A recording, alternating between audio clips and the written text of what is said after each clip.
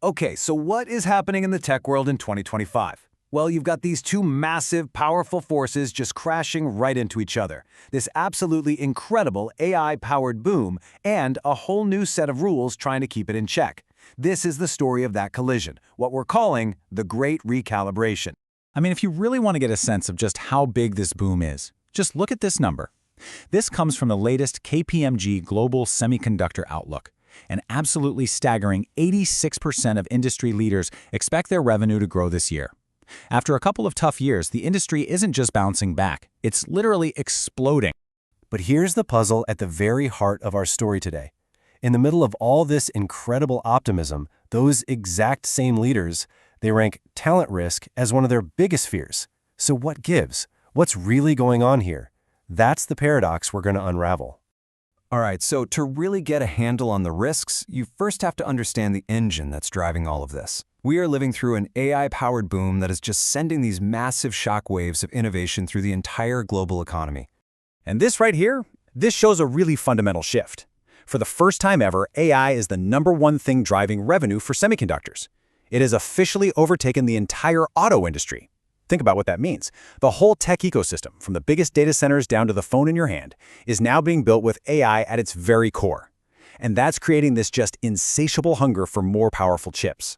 And this whole boom, it's not just about making faster chips.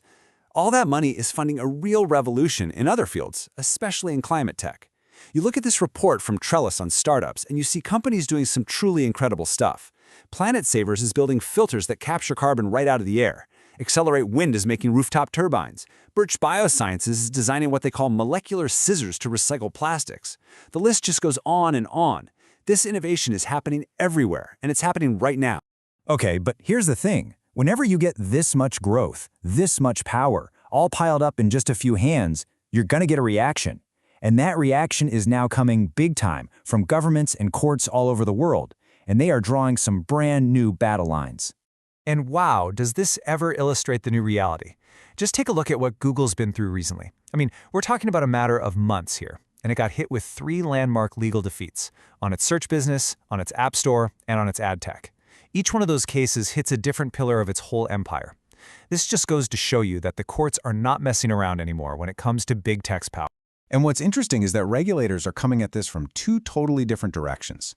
So in the US, it's all about litigation, right? They use these old antitrust laws like the Sherman Act to go after monopolies after they've already gotten huge. But the European Union, they're trying to be more proactive with their new Digital Markets Act, the DMA. The goal there is to set the rules of the road for these powerful gatekeeper platforms before they can completely dominate the market. And don't get it twisted. These new rules, they have some serious teeth. The EU's very first fine under the DMA was a €500 million penalties slammed on Apple. Why? For stopping app developers from telling people about cheaper deals outside the App Store. So yeah, this is not just a slap on the wrist. It's a massive signal that the days of tech basically regulating itself are over. So with all this new regulation, what are companies doing? Well, they're adapting. And that's led to the rise of something called the acqui-hire. So instead of a big traditional merger that would set off all kinds of reporting alarms, a tech giant will just hire the main team from a cool new startup and license its tech. It's a super clever way to absorb that top-tier AI talent while kind of flying under the regulatory radar. But, the pressure isn't only coming from the outside. As AI gets more and more powerful, more complex, the industries that are using it are scrambling to figure out how to govern these systems from within.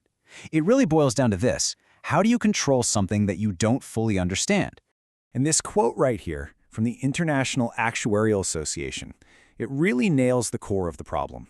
Basically, these AI models learn from huge piles of data that we humans created. So what happens? They can accidentally pick up and then crank up our own societal biases, which can lead to really unfair outcomes in things like insurance pricing or who gets approved for a loan. Okay, a huge part of this challenge comes down to the difference between opaque AI and explainable AI. With an opaque model, like a lot of these big language models, it's like a magic black box. You put something in, you get something out, but you have no clue what happened inside. Now, with explainable AI, the math might still be super complex, but you can at least understand which factors were the most important in getting to the answer. And that divide is what all these new governance rules are trying to fix. So how in the world do you actually tame that black box? Well, the industry's answer seems to be building rules, building governance into every single step of the process. You start by designing the model to be fair from the very beginning. Then you deploy it with clear lines of who's responsible. And maybe most importantly, you have to constantly monitor it once it's out in the wild to catch any mistakes or weird behavior. It's really a framework for accountability.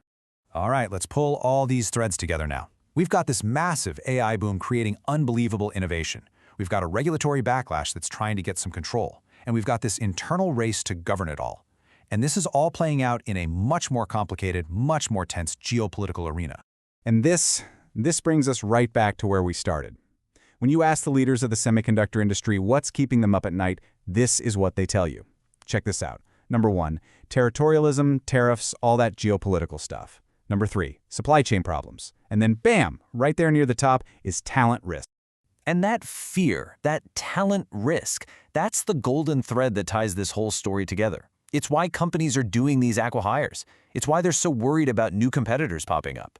In a world where AI is the undisputed engine of growth, the most valuable resource, the most sought-after input, it isn't silicon, it isn't even money. It's the elite human talent that can actually build and manage these incredibly complex systems. That is the new arms race. So, all of this leaves us with one huge, lingering question. We're in the middle of this great recalibration, where the totally wild, unbound innovation of the last decade is finally meeting a new reality of rules and regulations and risks. So, are all these new rules going to create the guardrails we need to get safer, better, more equitable innovation? Or are they just going to end up choking the very engine of growth that's changing everything? Honestly, the answer to that is going to define the next decade.